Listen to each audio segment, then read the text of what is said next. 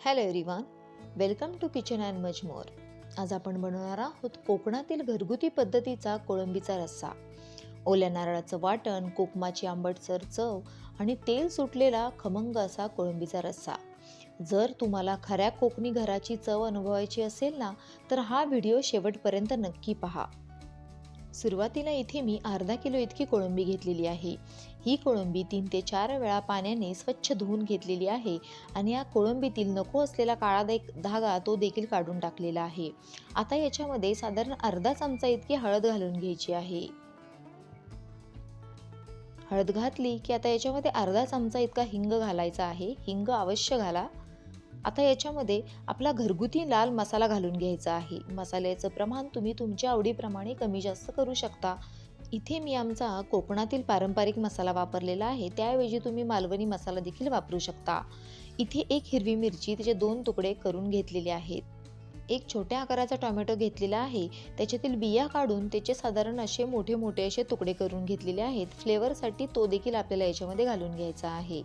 इथे तुम्हाला आवडत असेल तर तुम्ही बटाट्याचा वापर देखील करू शकता. आता कोळंबीसाठी आपण जेवढं तेल वापरणार आहोत ते तेल आपण याच्यामध्ये घालून घ्यायचं आहे. आता कोळंबीचा रस्सा बनवण्यासाठी लागणारं वाटण तयार करूयात. इथे मिक्सरच्या छोट्या भांड्यामध्ये मी अर्धी वाटी इतकं ओलं खोबरं खवून घेतलेलं आहे, ते घालून घ्यायचं आहे आणि 7 ते 8 लसणाच्या पाकळ्या त्या देखील घालून घ्यायच्या आहेत.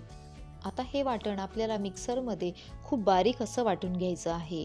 अगदी गरजेपुरताच पाण्याचा वापर करायचा आणि हे वाटण आपल्याला तयार करून घ्यायचं आहे. अगदी थोडंसं पाणी घालून मी गंधाप्रमाणे हे वाटण तयार करून घेतलेलं आहे. हे तयार केलेलं ओल्या खोबऱ्याचं वाटण मॅरिनेट केलेल्या कोळंबीच्या मसाल्यावर आपण घालून घ्यायचं आहे. वाटणाचं प्रमाण तुम्ही तुमच्या आवडीप्रमाणे कमी जास्त करू शकता. कोळंबीचा रस्सा तुम्हाला किती दाटसर किंवा किती सैलसर हवा त्यानुसार तुम्ही याच्यामध्ये आपलं साधं पाणी घालून घ्यायचं आहे व चमच्याच्या साहाय्याने हे व्यवस्थित मिक्स करून घ्यायचं आहे. हे मिश्रण व्यवस्थित मिक्स केल्यानंतर आता ही कढई आपण गॅसवर ठेवून द्यायची आहे. गॅसच्या मोठ्या आचेवरच या कोळंबीच्या रश्श्याला आपल्याला चांगली अशी उकळी काढून घ्यायची आहे. कोळंबी शिजायला फार जास्त वेळ लागत नाही. कोळंबी शिजण्याचा वेळ हा कोळंबीच्या साईजवर अवलंबून असतो. जेवढी छोटी कोळंबी तेवढी ती पटकन शिजते. मार्केटमधून कोळंबी आणताना नेहमी छोट्या आकाराचीच कोळंबी आणायची. छोटी कोळंबी ही चवदार असते. इथे कोळंबीच्या रश्श्याला हळूहळू उकळी यायला सुरुवात झालेली आहे. एकदा का उकळी आली की गॅसची फ्लेम कमी करायची आणि आपण बारीक गॅसवरच आता ही कोळंबी शिजवून घेणार आहोत. उकळी आल्यानंतर आता याच्यामध्ये आपण कोकम घालून घ्यायचं आहे. कोकम हे आपण आंबटपणासाठी तर वापरणारच आहोत, परंतु कोकम हे पित्तशामक देखील आहे. कोळंबीला भरपूर प्रमाणात पित्त असतं, त्यामुळे कोकमाचा वापर अवश्य करा. इथे कोळंबीच्या रश्श्याला आजूबाजूने तेल देखील सुटायला लागलेलं आहे आणि खूप छान असा रंग यायला देखील सुरुवात झालेली आहे. बारीक गॅसवर कोळंबीचा रस्सा शिजवल्यामुळे तुम्ही पहा ना, काय छान असा कलर या आपल्या रश्श्याला आलेला आहे. आता या कोळंबीच्या रश्श्यामध्ये आपण आवश्यकतेनुसार मीठ घालून घ्यायचं आहे. आवश्यकतेनुसार मीठ घातल्यानंतर हा कोळंबीचा रस्सा आपल्याला बारीक गॅसवर झाकण न ठेवता शिजवून घ्यायचा आहे.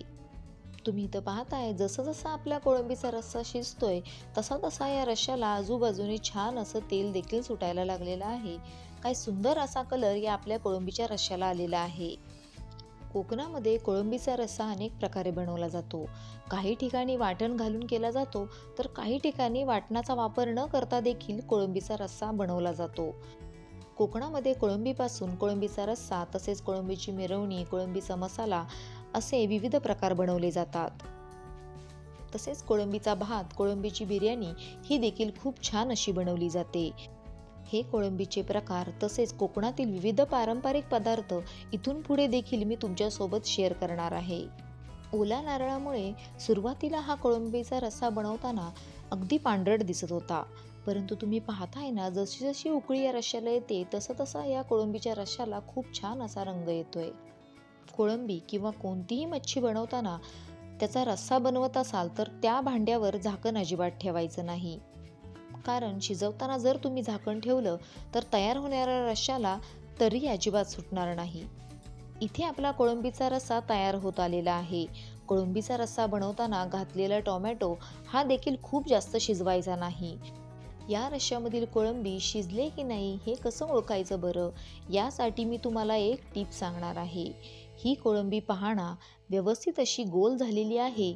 याचा अर्थ असा आहे की ही कोळंबी आपल्याला हवी अशी व्यवस्थित शिजलेली आहे. आणि हा कोळंबीचा रस्सा तुम्हाला किती दाटसर हवा त्यानुसार तुम्ही बारीक गॅसवर हा रस्सा शिजवून घ्यायचा आहे.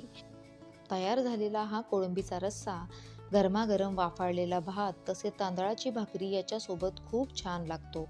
तुम्ही पहा ना, हा कोळंबीचा रस्सा जसा जसा शिजतोय तसं तसं या कोळंबीच्या रश्श्याला आजूबाजूने तेल सुटतंय.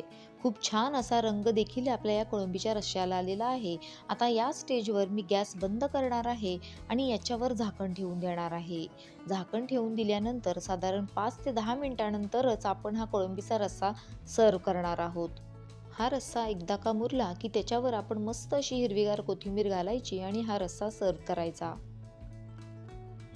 ही कोकणातील पारंपरिक पद्धतीने बनवलेली कोळंबी रस्स्याची रेसिपी तुम्हाला कशी वाटली हे मला कमेंट बॉक्समध्ये नक्की सांगा.